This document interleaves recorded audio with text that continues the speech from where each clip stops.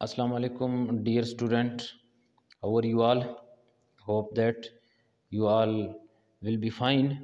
आज का जो हमारा टॉपिक का है, हमारा जो चैप्टर नंबर 2 था हेरिडिटी इन ऑर्गेनिजम्स, जितने भी टॉपिक थे स्टेप बाय स्टेप हमने डिस्कस किए हैं, वो हमारा चैप्टर कंप्लीट हो चुका है।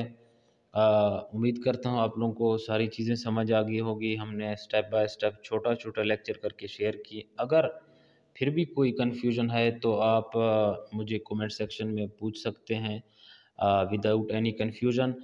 सबसे पहले एक्सरसाइज में आता है चैप्टर नंबर 2 हेरिडिटी इन ऑर्गेनिजम्स। एक्सरसाइज आता है, कह रहा है एनसर्कल द करेक्ट आंसर यानी या करेक्ट ऑप्शन।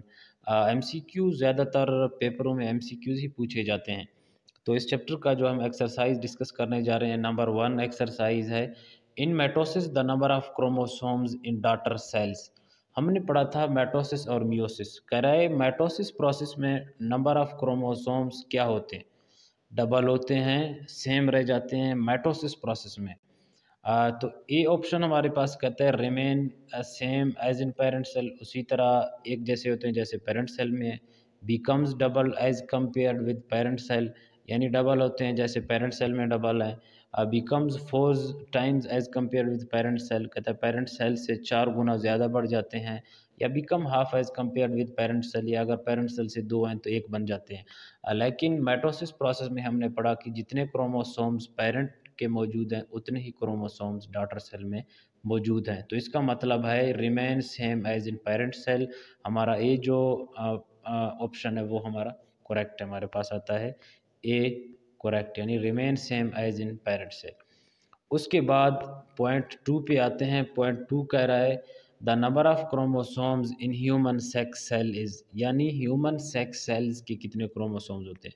हमने बोला एक सेक्स सेल्स होता है, जैसे हमने फिर सोमैटिक सेल्स और सेक्स सेल्स, यानी ओवरऑल ह्यूमन के जो बॉडी सेल्स है क्रोमोसोम्स हैं वो हमारे पास 46 होते हैं। जो सेक्स सेल है यानी हाफ 46 का अगर आप हाफ करें वो बन जाता है 23। तो कह रहा है the number of chromosomes in human sex sales 16 हैं, 16 हैं, 23 हैं, 30 है या 46 है।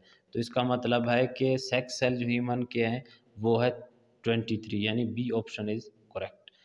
उसके बाद नंबर 3 आता है, कहता है zygote is formed by. Zygote किन चीज़ों से मिलके बना होता है। नंबर 1 कैरेट 2 gametes, option A 2 eggs, sorry 2 sperms, 2 eggs, 2 gametes या 2 क्रोमोसोम्स। कैरेट 2 स्पर्म से ज़ैगोट बना है, या 2 एग से बना है, या 2 गमीट से बना है, या 2 क्रोमोसोम से बना है। तो ये हम पहले डिस्कस कर चुके हैं कि 1 स्पर्म्स, एक स्पर्म्स और एक एग मिलके क्या बनाते हैं, गमीट्स बनाते हैं, वही गमीट्स ज़ैगोट बनाते हैं। तो इसका मतलब है ऑप्शन जो सी है 2 gametes is correct. Option C 2 gametes is correct.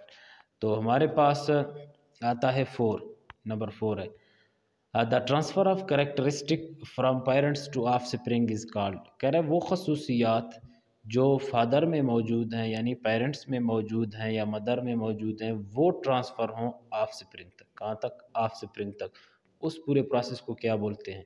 Number 1 mitosis बोलते हैं, मियोसिस बोलते हैं, इनहेरिटेंस बोलते हैं, इन इनहेरिटेंस बोलते हैं, या हेरिडिटी बोलते हैं। यानी हमने ये पहले पढ़ा कि वो खसूसियात जो पेरेंट में मौजूद हैं और वो ऑफस्प्रिंग में ट्रांसफ़र हों उसको हम हेरिडिटी बोलते हैं। इसका मतलब है डी ऑप्शन इज़ करेक्ट।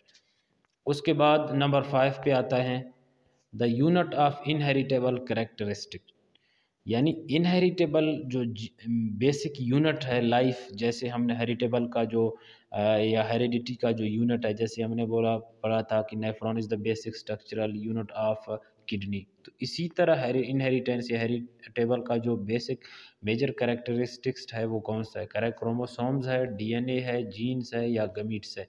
तो इसका जो करेक्ट ऑप्शन है वो है जीन्स, यानी ऑप्शन सी इज़ करेक्ट।